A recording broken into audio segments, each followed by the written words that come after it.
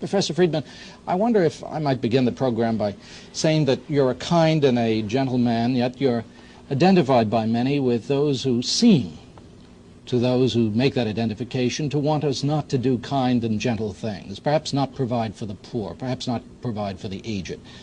And I wonder how you'd reconcile these phenomena and whether you feel that it's fair to characterize you as a conservative economist. Well, let me start at the end of that first. I never characterize myself as a conservative economist. As I understand the English language, conservative means conserving, keeping things as they are. I don't want to keep things as they are. The true conservatives today are the people who are in favor of ever bigger government. The people who call themselves liberals today, the New Dealers, they are the true conservatives because they want to keep going on the same path we're going on. I would like to dismantle that.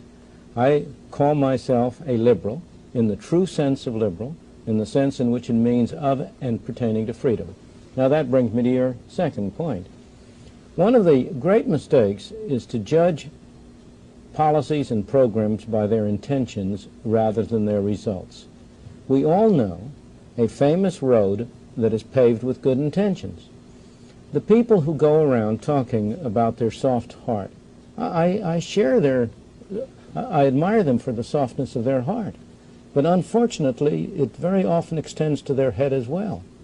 Because the fact is that the programs that are labeled as being for the poor, for the needy, almost always have effects exactly the opposite of those which their well-intentioned sponsors intend them to have. The objective of Social Security is fine, but what has it in fact done? There is in this country today no tax which is more regressive and more objectionable than the tax which is levied on payrolls, supposedly in the name of financing Social Security. No, the most fantastic piece of Madison Avenue salesmanship that has been done in the 20th century has been the brilliant stroke of linking together a regressive payroll tax with a bad system of welfare payments, calling the two Social Security and selling them as if they were a bundle. You say Madison Avenue techniques. That means there are men with black hats on. Who?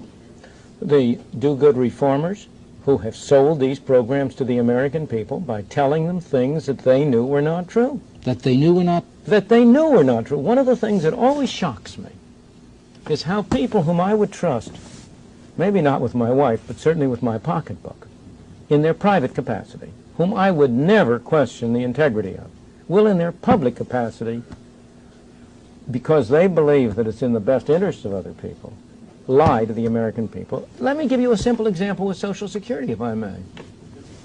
Social Security has a tax, as you know. That tax is supposedly divided into two parts. Half supposedly paid directly by the employee and half paid by the employer, 5.65% by each. Now, the economics of the matter is that fundamentally there is no distinction between these two parts.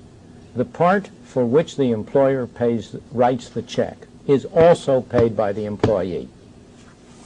When Social Security system engages in propaganda, when it gives out information about the Social Security system, it always talks about the cost to the employee in terms solely of his part. I achieved what I thought was an enormous breakthrough about 3 years ago when in a public debate with Wilbur Cohen, at that time Secretary of HEW, I got him to admit in public, for the first time that this has ever been done to my knowledge in Social Security literature, that the employer's part was also borne by the employee. Now, Wilbur Cohen is an honorable man. In what way is it borne by the employee? His wage is lower than it otherwise would be. If you're an employer, if you're hiring a man, what's the cost of that man to you? It's what you pay him in wages, including his part of Social Security, plus what you pay him in Social Security tax. You couldn't care less whether he cost you $150 a week, of which $20 was tax and $130 wage, or whether he cost you $150 a week, all of which was tax. Couldn't make any difference to you.